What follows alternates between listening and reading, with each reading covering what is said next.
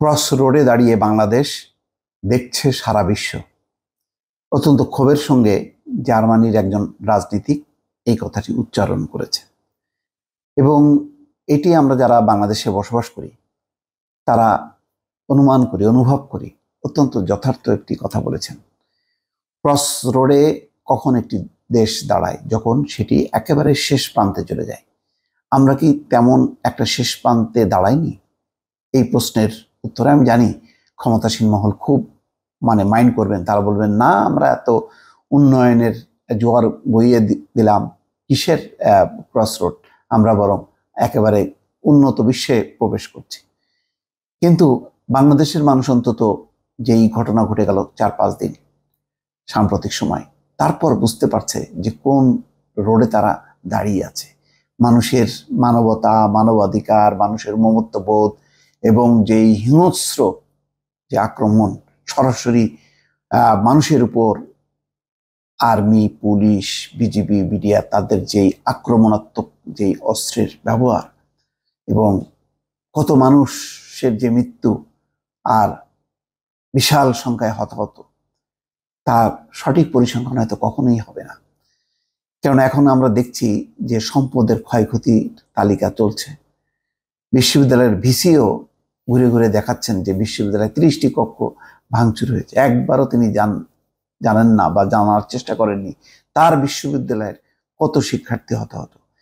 এই ভিসি, তারপরে এই সরকারি নানান রকম শিক্ষক সমিতি, সাংবাদিক, সকল মহল, কি বলবো, এই সুবিধাভোগী মহলগুলো একজোট হয়ে তারা এই নিপীড়ন, নির্যাতন, একটা অগণতান্ত্রিক একটি শাসন ব্যবস্থার পক্ষে তারা দাঁড়িয়ে আছে একদিকে, আর অন্যদিকে আপামর মানুষ, অসংখ্য মানুষ। তো সেই কারণেই এখন জার্মানির যে রাজনীতিক সেই কথাটি আবারও বলেছেন এই সম্প্রতি ঘটে যাওয়া ঘটনার প্রেক্ষিতে। তিনি হচ্ছেন জার্মানির সাবেক মন্ত্রী রেনাতে কুনাস্তো।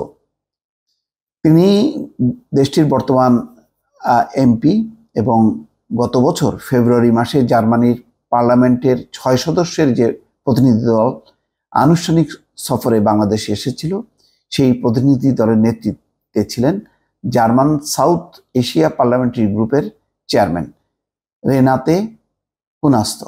তিনি সম্প্রতি বাংলাদেশ ইস্যুতে জাতিসংঘের মানবাধিকার বিষয়ক হাই কমিশনার ভলকার টুর্ক এক বিবৃতির প্রসঙ্গ তুলে ধরে জার্মানির বিখ্যাত জেনিত ম্যাগাজিনকে দেওয়া এক সাক্ষাৎকারে রেনাতে কুনাস্তো বলেন, জাতিসংঘের প্রতিক্রিয়া গুরুত্বপূর্ণ।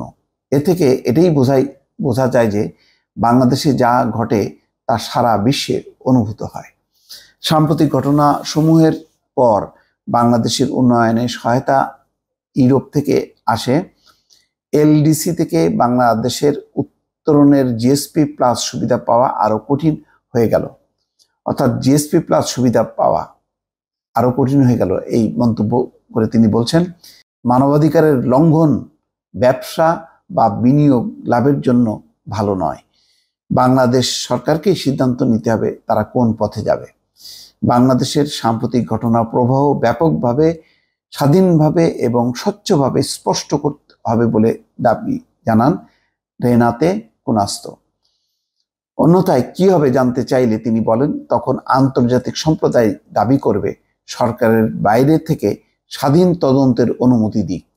সেক্ষেত্রে তদন্তকারীদের অবশ্যই কাজ করার সক্ষমতা দিতে হবে। ইতিমধ্যেই কিন্তু দাবি উঠছে যে বাংলাদেশে যে ঘটনা ঘটেছে সেই ঘটনাগুলো কিন্তু কোনোভাবেই সরকার স্বাধীন তদন্ত করবে এটা আশা করা বৃথা।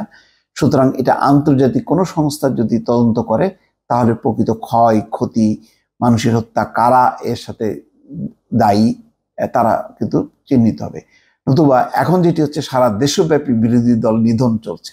অর্থাৎ সরকার তার অপরাধ, তার দায়টা পুরোপুরি বিরোধী দলের উপর চাপিয়ে দিচ্ছে। এর ফলে কোনোভাবেই এটা যে স্বাধীন তদন্ত হবে না, এটা মোটামুটি সবার পরিষ্কার।